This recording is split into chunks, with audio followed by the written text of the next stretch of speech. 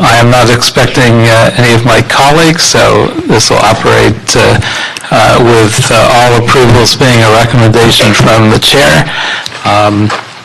And I am the chair, Councilmember Paul Koretz. And first we are going to hear from Antonia Ramirez on her general public comment. Thank you very much. So you'll have 1 minute. Just general public comment. And then she has all these other ones, so it's... I'll do those after. Are we combining multiple items, Mr. I'm going to do that after, but first your 1 minute on general public comment. My soda. Okay. Thank you very much, ladies and gentlemen. This afternoon, about 1:45, I was at the third floor female's bathroom. And you know what? As many of you know, I am a victim of gang stalking, but I'm not a victim, I am a warrior. I stand up and fight it head on. Well, I saw stupid Changa Latina in the bathroom, and she is there every time I'm in there. Again, it's funny how they all know where I'm going, which way I'm going to be, and it's happening a lot now in the city, especially in the city building. And I carry a camera. I took the bitch's picture, Latina Changa. She's wearing a red-colored blouse, spiky hair. She looks like a dyke, and tan pants. I took a picture. She called me a bitch. She gave me the bird. She's employed by the city. I'm going to take a picture. I took a picture. I'm going to get it developed, and I'm going to make sure I take her ass to court. I'm tired of being harassed. If this is what you people are espousing, it's not right. We use our democratic rights to assert and speak openly without any retaliation. Stop this. Stop it, because I'm going to take everyone's picture. Thank you, sir. Thank you. And there being no other general public comment is closed. And now we will take multiple item speakers. And that again is Ms. Ramirez. You'll have 2 minutes to speak on all items for which you signed up. Okay. Ladies and gentlemen, as you know, I come from the old school. I love the old school, and I stand up for right and wrong. And I believe in the old school, and I am black and white, all or nothing. And getting back, let's go to item number two. In regards to the pilots, the airport planners, I hope you hire somebody who's competent, who will work in sync to edify and instill better standards at the airports. We want tourism. We want a better California, a better America. We want to show the world they are welcome in a freedom-friendly environment, but with competence, intelligence, dignity, class, and elegance, like Bush and like President Trump and all the others. Such class, such elegance, and such beauty. Melania is a class action on that. She's beautiful. She's talented. And so we want to welcome people with class and standards.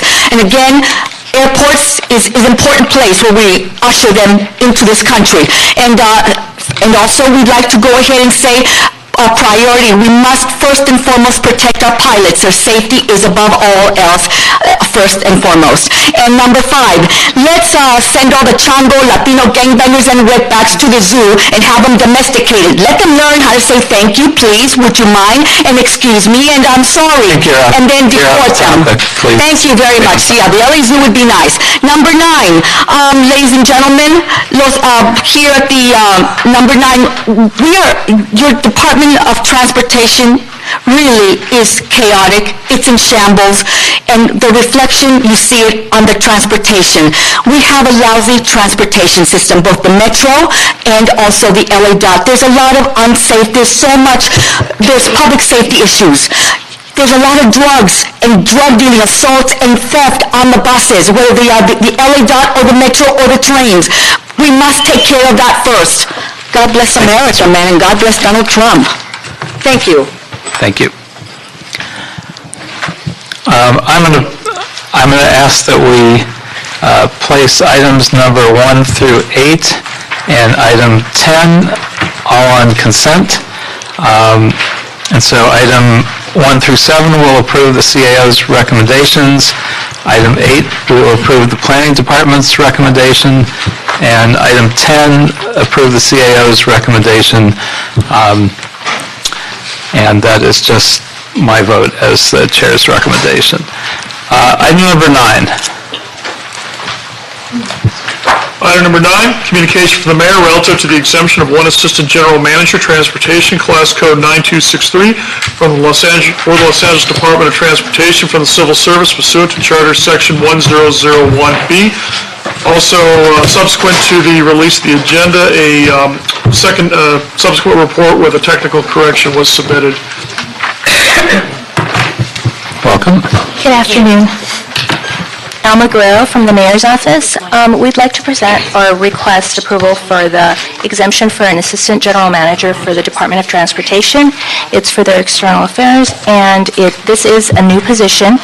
It will be part of the 150, and it was funded in the budget. Put it in the record, I have to go with it. Okay, and how long is this position is a brand-new position? Yes. Okay. And why is it needed? The Los Angeles Department of Transportation has never had a position at the executive level that oversaw all of community affairs and public engagement. We've had a public information officer, but not a position at this level that would combine all of those functions and work directly with the community and all of the programs that are within the department. And why not do this through civil service? What difficulties would that cause? We currently don't have a position available in civil service that has the expertise at this capacity. All right, I don't have any further questions, so I'll ask that we approve the mayor's recommendations with the technical correction. Thank you, Councilman. Thank you. Item number 11.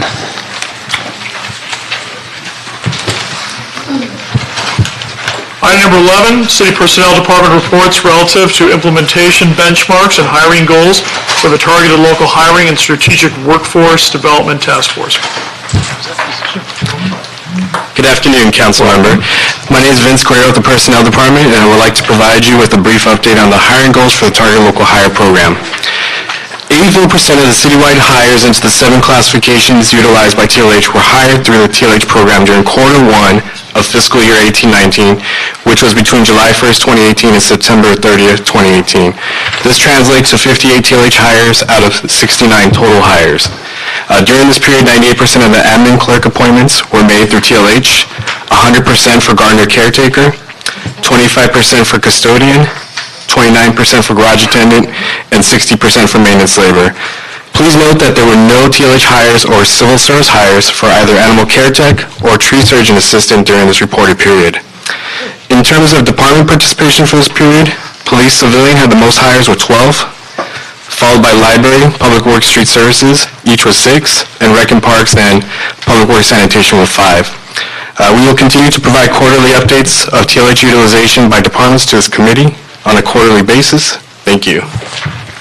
Thank you. And I don't know if you or someone from GSD wants to answer this, but I want to know why they hired 5 non-TLH garage attendants during Q1 of 2018-19, and why they hired 12 non-TLH custodians in April.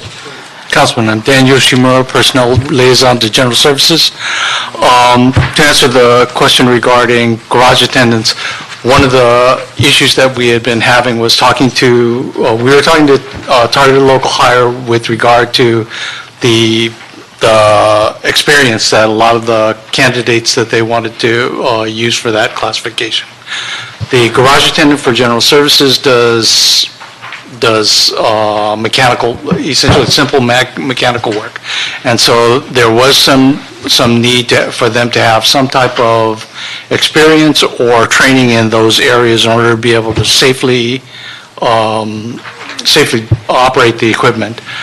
We have been talking to Targeted Local Hire Program regarding changes that we can do to ensure that we get people with a certain level of experience. We've also talked about some other options that may be available. With respect to the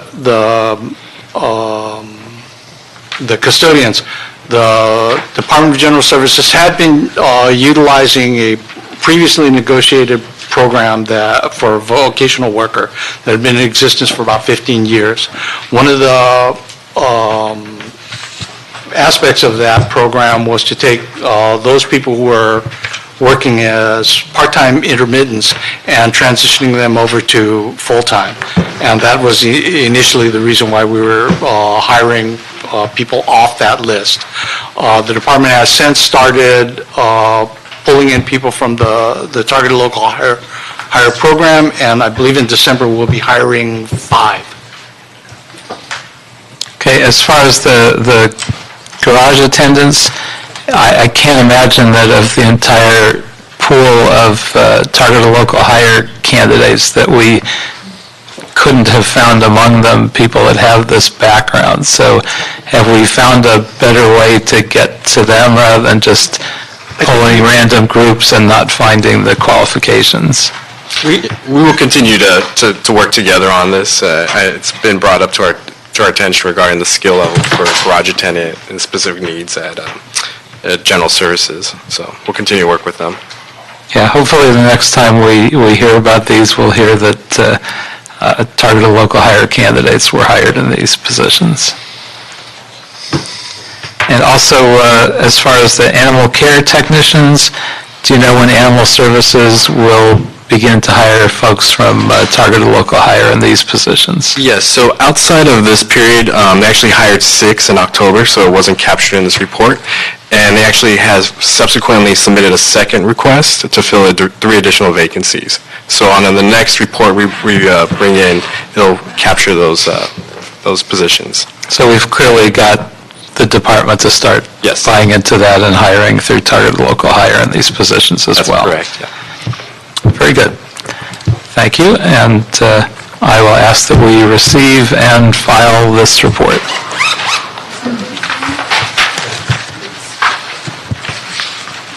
Item number 12. Item 12, CA report relative to street tree policies in relation to private development and new construction to include authorizing resolution authority in the Bureau of Street Services for 1 Tree Surgeon Supervisor 1, Class Code 3117-1. This matter was considered and approved by the Public Works and Gang Reduction Committee on November 14, 2018.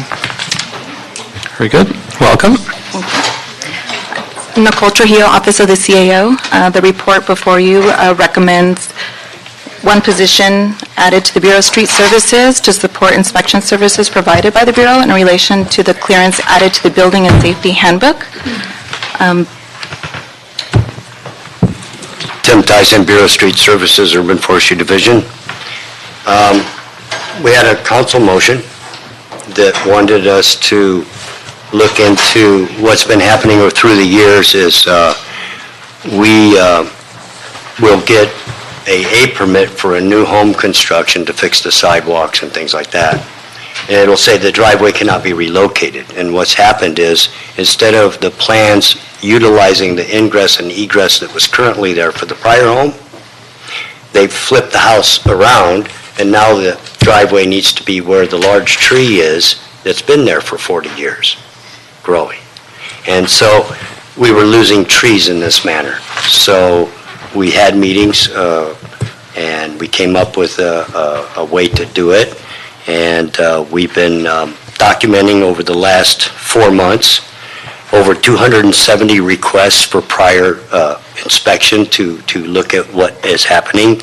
And we've come up with a fee schedule to, and I'll let Nicole elaborate on that, to cover this person's time for this. Our land development section only has 2 individuals that are in it to handle all the land development. So we feel that we need this 1 supervisor position to work citywide when we're receiving so many requests from this, which we wanted to document them before.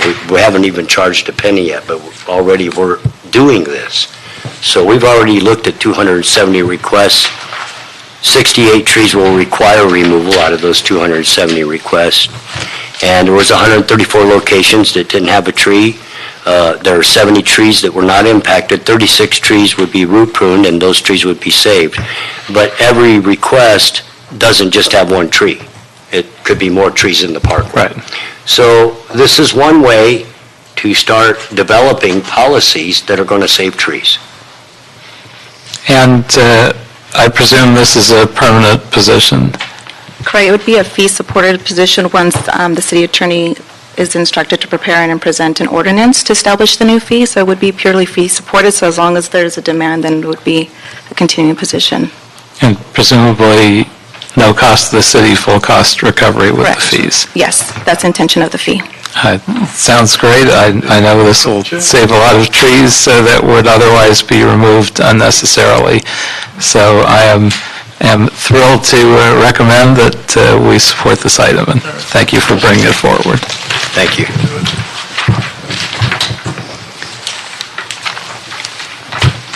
Item 13. Item 13, CAO and Department of Animal Services reports relative to proposed amendment number 5 to contract number C-125233 with Spay for LA, Inc. to expand the term and revise scope of work in connection with providing for mobile spay-neuter services.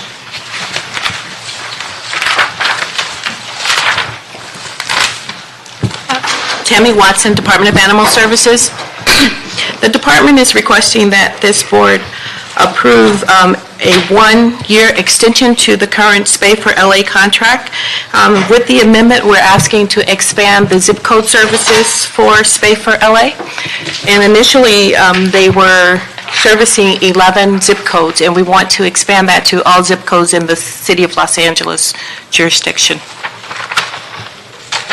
And how many additional surgeries do we think will wind up being performed as a result of the change?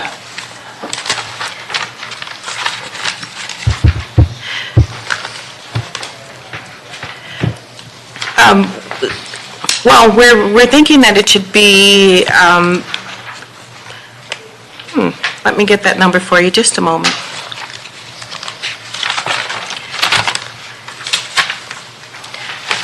In the contract, they were required to perform a total of 8,000 surgeries, but due to the limitations of their zip codes, they were not able to reach that targeted number.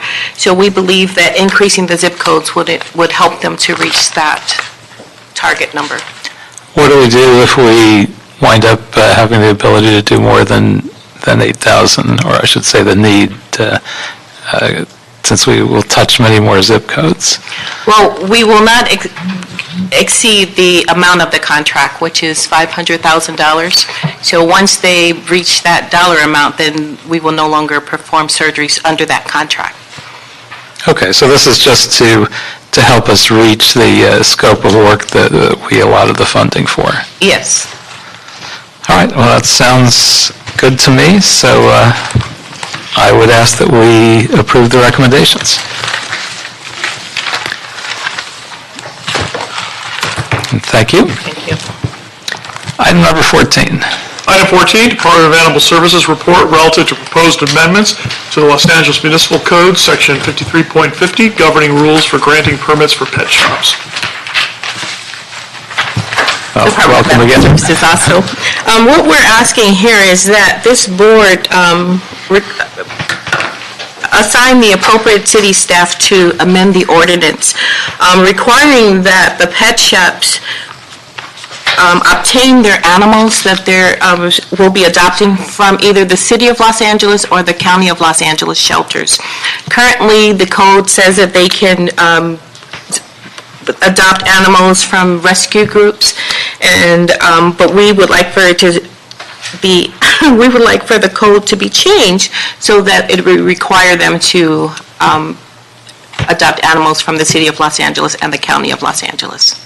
So why the change? I mean, I would understand if we limited it to just City of LA shelters, although I wouldn't be clear on why we'd remove rescues, but why would we add the county in, which is not our area of responsibility? Because some of the locations of the pet shops are within the city and bordering on the counties, so we don't want to make it prohibitive where they're not able to get the animals that they need, and so that's why we included the county. And then the reason why we're recommending to eliminate the language that says rescues or adoption organizations is because they don't always receive their pets from within our shelters, and some of them They actually have received their animals from puppy mills or out-of-state locations, and we are, with our efforts to reach No Kill, are trying to find more ways to adopt the animals from within our area. Any way we could include rescues that purely draw from LA City, if such exist? I can take that back and check on that. I don't know of any rescues that only adopt from LA City, but I can check on that, and then we can check to see if we can add that language. Because we haven't finalized the language, once we receive the approval, we can include some language in the change, the revision for that. I mean, if you could explore that, if it turns out there are none, then it misses my point. But if there are rescues that pull purely from LA City animal shelters, or perhaps even LA City and county, that they would essentially cover the same territory and there wouldn't be a reason not to include them. Okay, I can do that. Thank you, and with that inclusion, I would recommend we approve the Animal Services and Board of Animal Service Commissioners' recommendations. Thank you. Thank you. And with no other items on the agenda, we are adjourned.